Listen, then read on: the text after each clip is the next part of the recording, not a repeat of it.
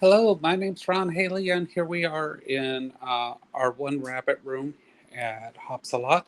And as you can see, things are exciting.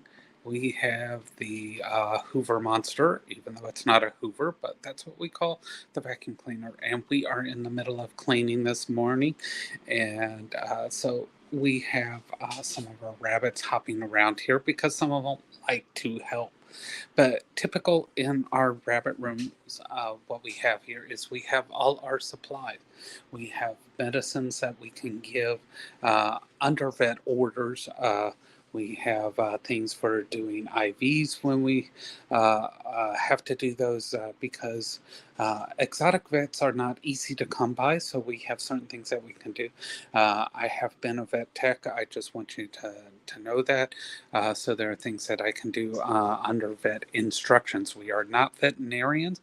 You're going to see care that is given in our videos, and those are under instructions and that. And not everybody agrees with everything that you will see. Please follow your veterinarian instructions. Do not necessarily follow things that you will see in videos and things online. Please consult with your veterinarian. We have toys and things up on top. We have treats. We have there's pee pads that we keep. We have lots of laundry. We have food. There's that dreaded Hoover monster, and here's some of our kids that we call them kids. We call them momos. On the right hand side there is Mika, and on the left hand side we have um, Ziggy. Ziggy named for Ziggy Stardust because he came to us, unfortunately, when David Bowie passed. We used to call him Frankenbunny because when we received him, we had to staple his face together because of an animal attack. This is what happens when people think that you can turn rabbits loose. Domestic rabbits and wild rabbits are not the same. They cannot interbreed. They are not being set free when you turn them loose. You are serving them up for dinner or a starvation or really horrible deaths. Please do not turn domestic rabbits loose. Contact a rescue, contact a shelter, contact anyone for help. Somebody out there will offer advice. You may have to keep them for a bit while the place opens up, but please do not send them out there to pass away. So they are a couple, and Mika hates me. I just want to get that out there. Mika hates me, and that's okay. Not every rabbit or every animal is going to like you. It's okay for her to not like me. I can get in there, I can clean, I can take care of her. She loves everybody else but hates me. I just have to watch. She will try to bite me, but that's okay. They're allowed to have their behavior. And over here we have our grumpy old men. There is Kona in the back there, and then we have Zorro hopping around here. They are both 10 years plus old, and they have lost mates, and we have uh, uh, bonded them together. Lost my words there.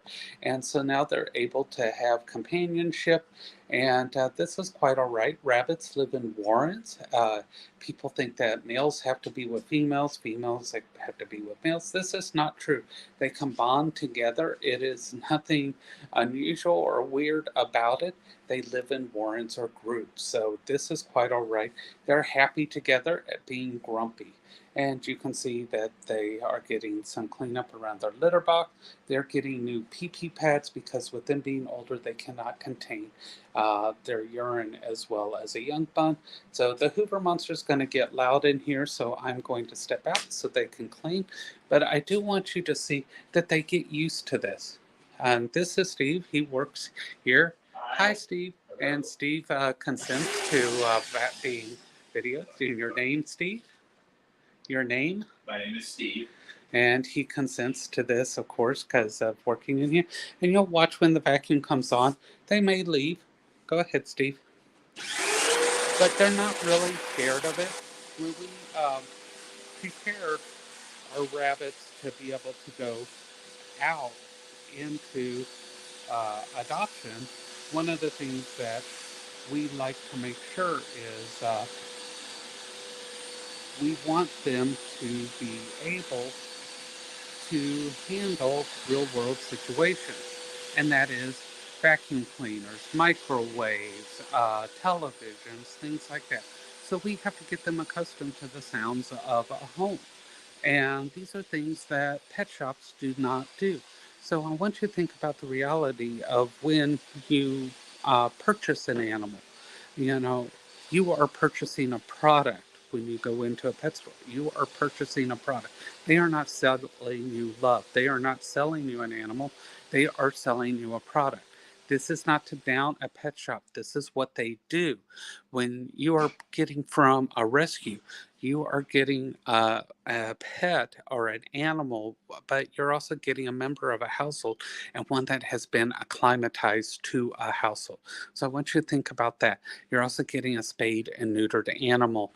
Rabbits are exotics, and in this area in Florida, spay or neuter can run you $300 to $400 easily from an exotic vet. By having gone through a rescue, your cost for adoption includes that spay or neuter, and it's going to be way cheaper to do that and already have a spayed and neutered animal. This is vital because it makes for a much more stable pet and you're not adding to population. So please don't impulse buy. Think about some of the ones we've met. We're going to meet them in further detail later, but I want to show you some more of the cleanup. Again, these animals are sanctuary in this location. We're going to show you different care techniques coming up, but please remember us. Think about the ones we have to take care of that we're going to be taking care of for life. Think about Kona. Think about Zorro. They're 10 plus years. We feed, we house, we vet all of these rabbits that we've seen so far for life. They are not 2 and 3 year old animals that are going to be here for a short time. We have others that will be adoptable. We're going to highlight those. They're in our Port St. Lucie location. We'll be bringing those to you. So I hope you have enjoyed this. Our videos are going to get better. I promise they're going to be fun. You're going to enjoy them. We're glad to be out on this platform, so please watch for us. Thank you.